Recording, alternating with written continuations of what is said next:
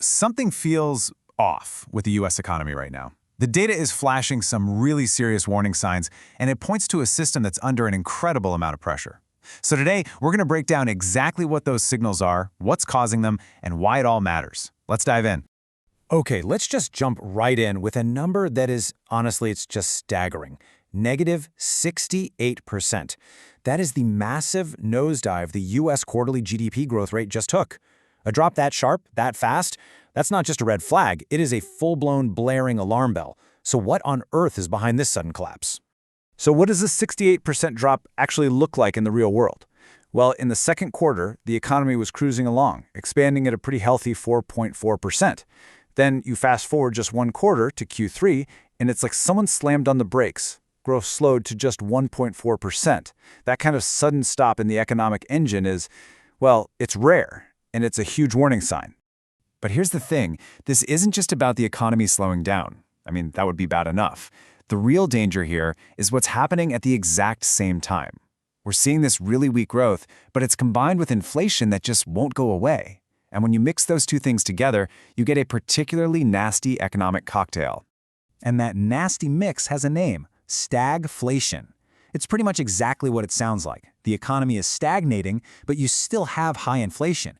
It's really the worst of both worlds. Your paycheck feels like it's stuck in mud, but the cost of everything, from your groceries to your gas, that's still going up. And the source material argues this is precisely where the U.S. economy is at right now. So, what's really driving this stagflation? According to the sources we're looking at, this isn't some short-term glitch in the system. Nope. It's a huge structural problem that's been building up for years and years. America's absolute mountain of national debt. And that mountain is starting to cast a very, very long shadow. Just let that number sink in for a second. $38.5 trillion. To even try to wrap your head around that, the U.S. national debt is now way bigger than its entire GDP. Think about that. As a country, we now owe more than the value of everything we produce and all the services we provide in an entire year. We are officially in the red. But it's not just how big the number is, it's the speed at which it's growing that is just terrifying. This isn't a static problem. The national debt is reportedly ballooning by $8 billion every single day. Just the interest payments alone, we're not even talking about paying down the debt, just the interest, now cost over $1.2 trillion a year. The debt is growing so much faster than the economy, it really is like trying to outrun an avalanche. And this quote here really sums up the trap we're in. It's this classic vicious cycle, right? More debt means you have higher interest payments. But to cover those higher interest payments, the government has to borrow even more money, which of course just makes the total debt even bigger, which leads to even higher interest payments. It's a spiral that is incredibly difficult to escape.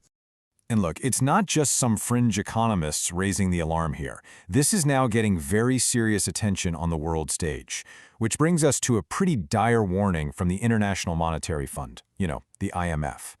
The IMF, they don't really mince words. They looked at all the data, and their conclusion was, well, it was blunt. They declared that America's debt is, and I quote, out of control. I mean, when the world's main financial watchdog uses language that strong, you really have to sit up and pay attention. And they've got the numbers to back this up. As you can see right now, the U.S. debt-to-GDP ratio is already at 124%. But look at their projection. In just 5 years, they forecast it's going to hit a critical level of 140%. Now, that 140% figure isn't just some random number. It's a number with a pretty dark history attached to it. So, why should we care about that 140% mark? What's the big deal? Well, as we're about to see, history gives us a pretty clear and, frankly, pretty scary answer about what tends to happen when major economies cross that line.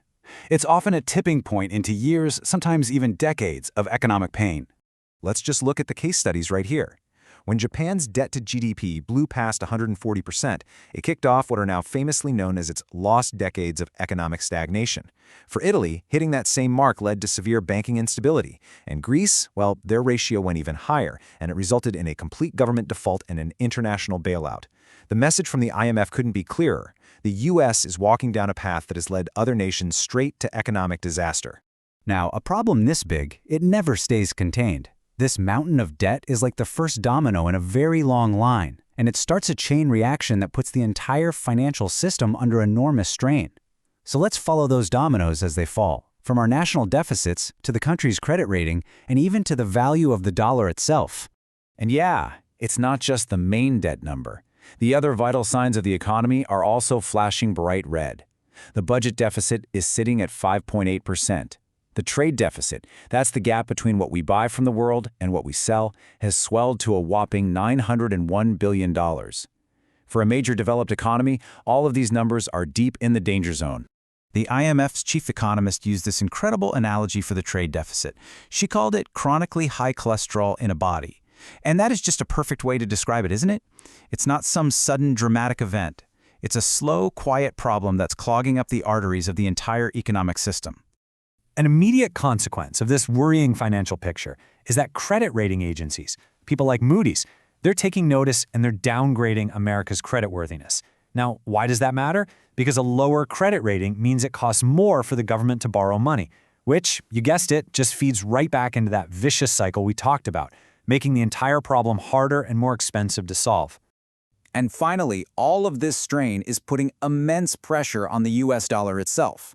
We're seeing the share of dollars held by foreign countries in their reserves drop to a 26-year low. Major economic players, like the BRICS nations, are actively looking for alternatives. The very foundation of the dollar's status as the world's currency seems to be showing some serious cracks. So when you step back and you look at the whole picture, the collapsing growth, this massive self-feeding mountain of debt, the stark warnings from history, and all these dominoes falling one by one, you're left with one really tough, unsettling question. Is the world's largest economy actually in a death spiral? Is this just a rough patch, or is it the beginning of something much, much worse? That's the question all this data is forcing us to ask. Thanks for tuning in.